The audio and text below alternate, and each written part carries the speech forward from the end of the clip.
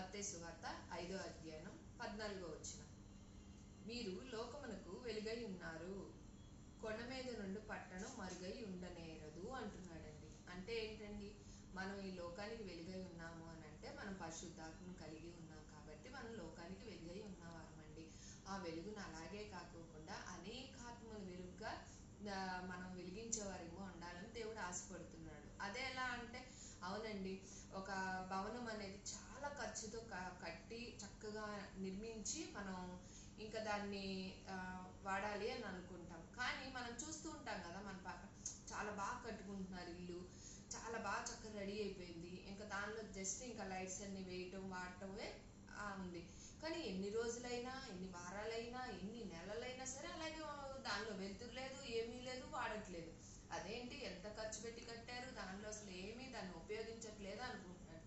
మన దేవుడు కూడా మనలో ఉన్న ఆత్మ అనే వెలుగుని మనం వెలుగుతుంది కాక అనేక ఆత్మలు వెలిగించాలని దేవుడు కోరుకుంటున్నాడు. ఎందుకు అని అంటే, మనకి లైట్ ద్వారా మనకి ఎంతో అన్ని స్పష్టంగా కనబడతాయండి. ఇప్పుడు లైట్ కొండ మీద అని చెప్పి ఉన్నాడు కదా, కొండ మీద నుండి పట్టణం మరిగే ఉండనేది అంటే కొండ మీద ఉన్న ఆ లైట్ అనేది మనకు చాలా దూరంలో కూడా కొండ మీద లైట్ ఉంది అని మనకు తెలుస్తుందంటే, అసలు మనకి ఇంత దూరంలో కనపడుతుందంటే ఆ ప్రాంతం అంతా వెలుతురు ఎంత ఉపయోగపడుతుంది ఆ వెలుగు అనేది.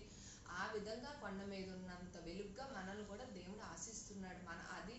ఆ వెలుగు మనలో వెలుగుతున్నప్పుడు అండి మనకి స్పష్టంగా అసలు మనలో ఉన్న ఆనందం తెలుస్తుంది. అదేలాగా అంటే, అసలు మనం దేనికి కంగారు పడము, భయపడము, దేనికి ఇదేంట్రా బాబు వీళ్ళకి ఎంత కంగారు, అసలు ఎంత మీదకి వచ్చినా భయపడరు, భలే నవ్వుతూ ఉంటారు అంటారు.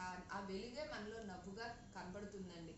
ఆ వెలుగు అనేది ఎప్పుడైతే మనకి నలుగురికి అనేది దేవుడు ఆ వెలుగుని మనం వెలుగుతుంది కాక అనేక ఆత్మలు వెలిగించాలని దేవుడు ఆశపడుతున్నాడు. అందుకే కొండ మీద పట్టణంతో మనల్ని పోల్చి ఉన్నాడు ఆ వెలుగుని. ఇప్పుడు గృహంలో కూడా లైట్స్ అనేవి మనం పైనే ఉంచుతాము, అందు ద్వారా ఈ రూమ్ అంతా వెలుతురు వస్తుంది. ఒకవేళ కరెంటు పోయింది అనుకోండి, గబుక్కున మనం ఏం వాడతాము, గబుక్కున ఎమ్మటే కరెంటు పోగానే ఎమ్మటే మనం ఆ గదిలో టార్చ్ లైట్ యూజ్ చేస్తాం కదా. అదేవిధంగా అప్పుడు మనకి ఆ ప్రాంతం అంతా మనకి వెలుతురు ద్వారా మనం చక్కగా మనకి భయం ఉండదు. అదేవిధంగా మనం ఏదైనా ఊర్లో వెళ్తున్నప్పుడు కానీ మన కార్కి లైట్స్ ఎంతో అవసరమో, స్కూటర్స్కి లైట్ ఎంతో అవసరమో, మన ప్రాంతం దూరంగా వెళ్తున్నప్పుడు ఆ ప్రాంగణం అంతా చీకటిగా ఉన్నప్పుడు టార్చ్ లైట్ భలే ఎంతో ఉపయోగపడుతుంది. అప్పుడే కదా మన మార్గం చాలా ఇదిగా ఉంటుంది, కంగారు ఉండదు, ఏముండదు. ఆ వెలుగు మూలంగా మనకి అన్ని విషయాల్లో కూడా మనకి చాలా ఇదిగా సహాయపడుతుంది.